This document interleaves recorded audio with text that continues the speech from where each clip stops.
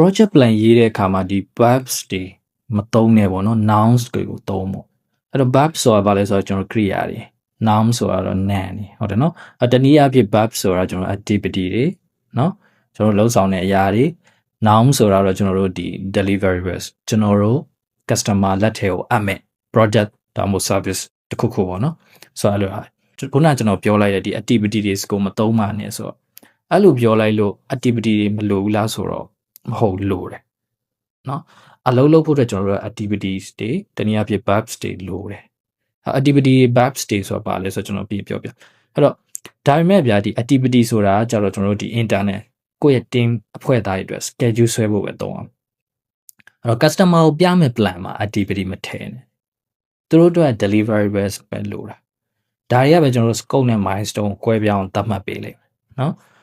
ဥပမာကျွန်တော်တို့ဒီ website တစ်ခု add တဲ့ project ဆိုပါစို့ designing the website ဆိုတာမျိုးอ่ะအဲ့ဒါ activity ပေါ့နော်အဲ့ဒီ activity ကရှင်းတယ်လို့နဲ့တကယ်တမ်း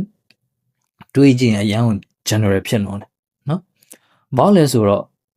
အဲ့လိုရေးထားရင် website ကိုဗျာ designing the website ဆိုပြီးအဲ့လိုရေးထားရင် website ကို design လုပ်နေ forever လုပ်လို့ရတယ်နော်အဲ့လိုရေးမယ်ဆိုတော့ကျွန်တော်တို့တကယ်ဖြစ်တင်တာ approve website design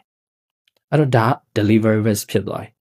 approve website design deliverable ဖြစ်သွားတယ်တနည်းအားဖြင့် noun ပေါ့ noun ဖြစ်သွားပြီဒီနေရာလေးမှာကျွန်တော်ထပ်ထည့်ဖို့လိုတယ် approve deliverables မှာအမြဲတမ်းထည့်တင်တာတစ်ခုပေါ့နော်ဘာထည့်ရမလဲ success criteria ထည့်ဖို့လိုအဲ့ဒါများသောအားဖြင့်လူတွေမထည့်ကြဘူးမထည့်ကြပါမဟုတ်ထည့်ခြင်းတော့ထည့်ခြင်းကြအဲ့ဒါအားမထုတ်ကြဘူးထည့်ဖို့